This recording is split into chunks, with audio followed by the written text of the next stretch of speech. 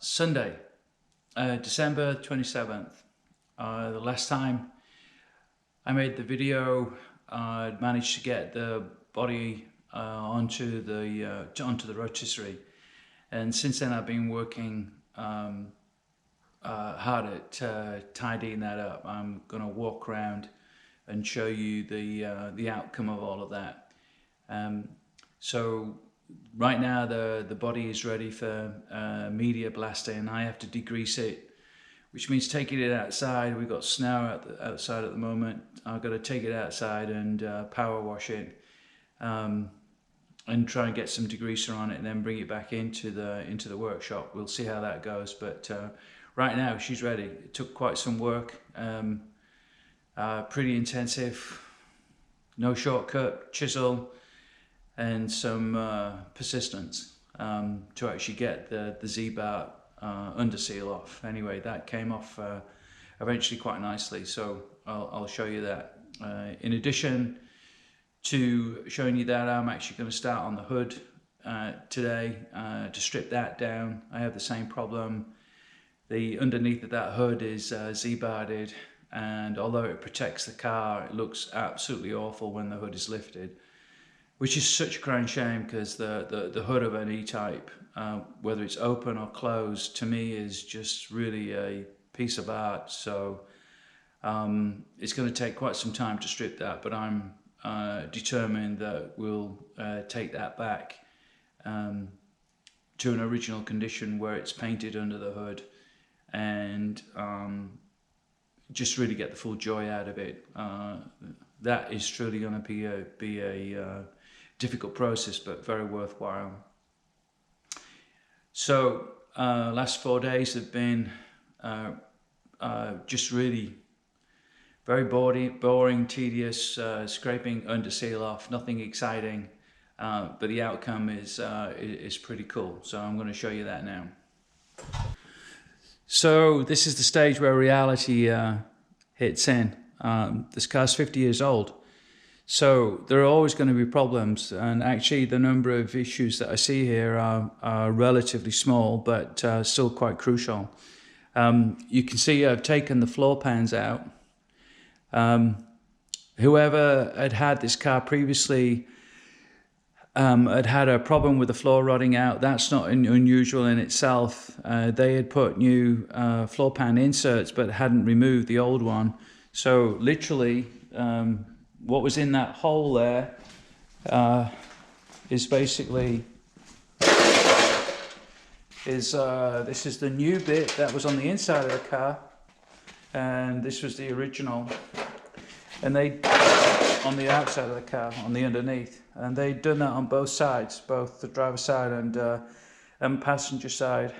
You can see that the originals were pretty bad, and really corroded. Let's just say I've seen better sheet metal work with respect to the repair.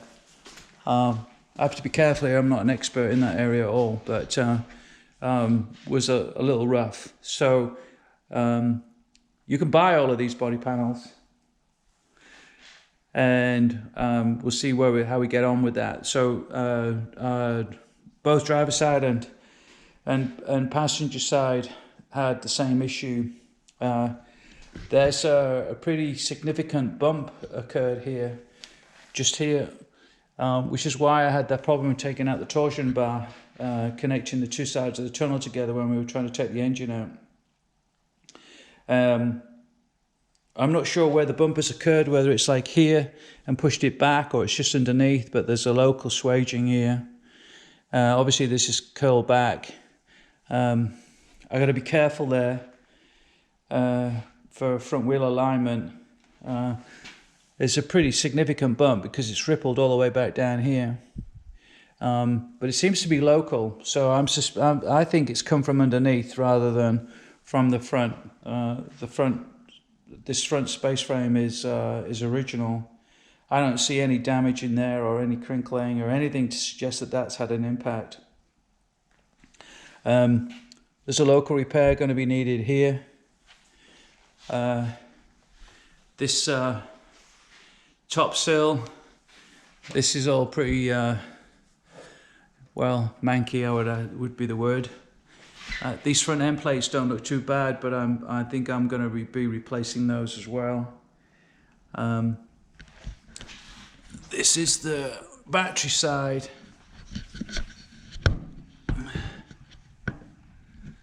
And this is really heavily corroded. Not the best shot. From residue out of the battery. There's another insert tray that fits in there, which the battery sits on. So I really don't like those front sills. So I think I'm actually going to be taking off the sill. There's a lot of filler going on down here. Who knows what's behind all of this and how it's going to clean up. The very good news is that as soon as you go away from the front, this underbody is insanely good. So this purple color, reddish color, that's factory. So, you know, count my blessings here. It's got a few issues at the front, but they're quite localized, and you can buy all of the bits. So I'm gonna count my blessings here. This is the radius arm locator, bush locator, that I had problems getting off before. They were welded on, man. I ended up angle grinding the actual bush cup off and prying it open. But there was no way that was dropping off. So it took me a good long while to get them off. So drilling out the bushes was a good call. I got a local issue going on here. This won't be too difficult to fix. But outside of that, this car is looking really clean.